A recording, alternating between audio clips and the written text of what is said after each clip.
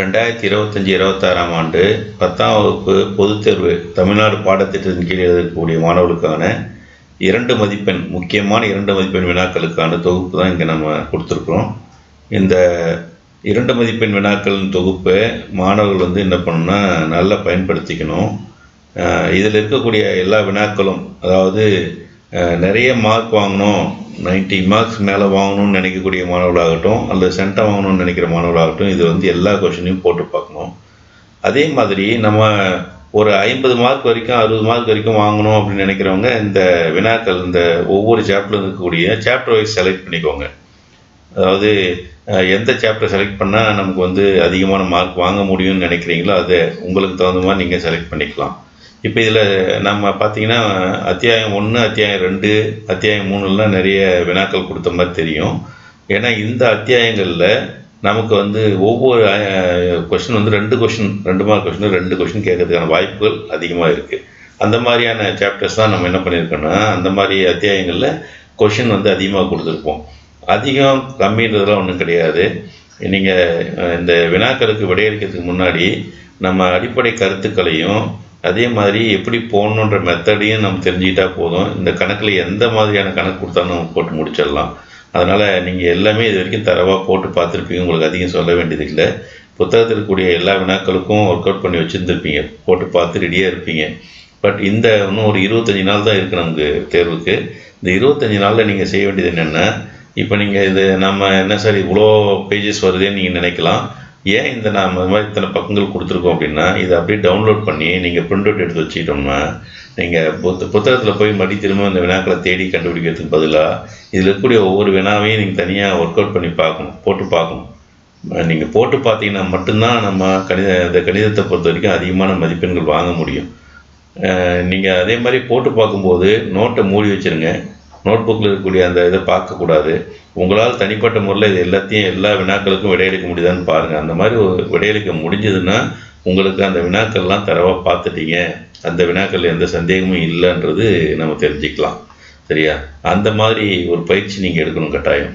ஏன்னா தேர்வுக்கு போகும்போது நாம் நிறைய மாணவர்கள் பண்ணுற தப்பு என்னென்னா, நோட்டை ஓப்பன் பண்ணி வச்சுட்டே அந்த கணக்கில் போட்டுட்ருப்பீங்க.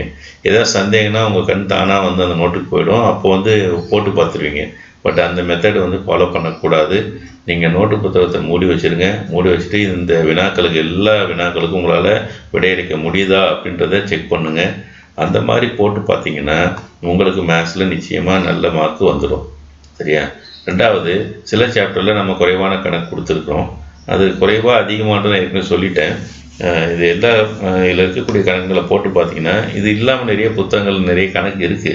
பட் முடிஞ்ச அளவு எல்லா மாதிரி வினாக்களையும் இதில் எல்லா மாடலில் வரக்கூடிய வினாக்களையும் இதில் கொடுத்துருக்குறோம்.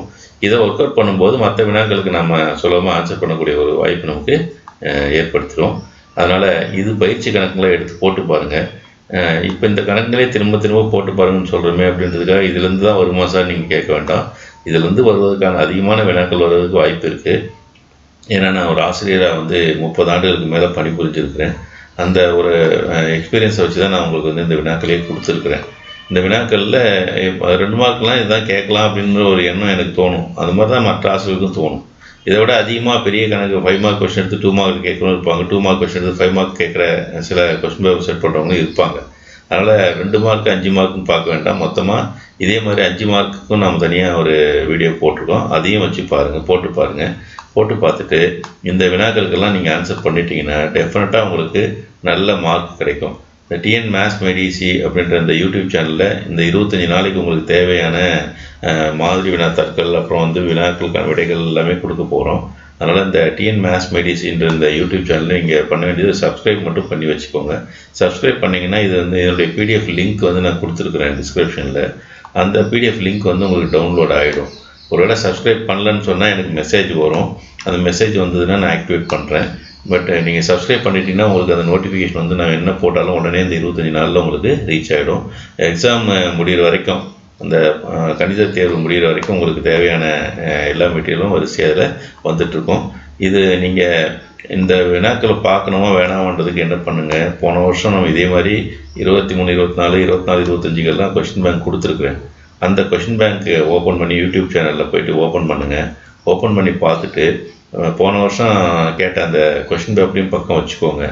வச்சுட்டு ரெண்டையும் வந்து ஒப்பிட்டு பாருங்கள். ஒப்பிட்டு பார்த்தீங்கன்னா கடந்த ஆண்டு போட்ட அந்த வீடியோவில் நம்ம கொடுத்த கேள்வியும் தேர்வில் கேட்ட கேள்விகளும் எத்தனை வந்திருக்குன்றதை நீங்கள் ஒரு முறை பார்த்தீங்கன்னாவே உங்களுக்கு இந்த கொஷின் பேங்க்கு நம்ம பார்க்கணுமா வேணாமன்ற அந்த ஒரு எண்ணம் வந்து உங்களுக்கு அந்த கன்ஃபியூஷனே இருக்காது. குழப்பம் இல்லாமல் நீங்கள் நேரடியாக கட்டாயம் இதை பார்த்துருவீங்க. இது நல்லா பார்த்தீங்கன்னா நல்ல மார்க்கோட நீங்கள் வெளியே வரலாம். ஸோ அதை நல்லா செய்யுங்க. செஞ்சு நல்ல மார்க் வாங்கிறதுக்கு என்னுடைய வாழ்த்துக்கள். தேங்க்யூ.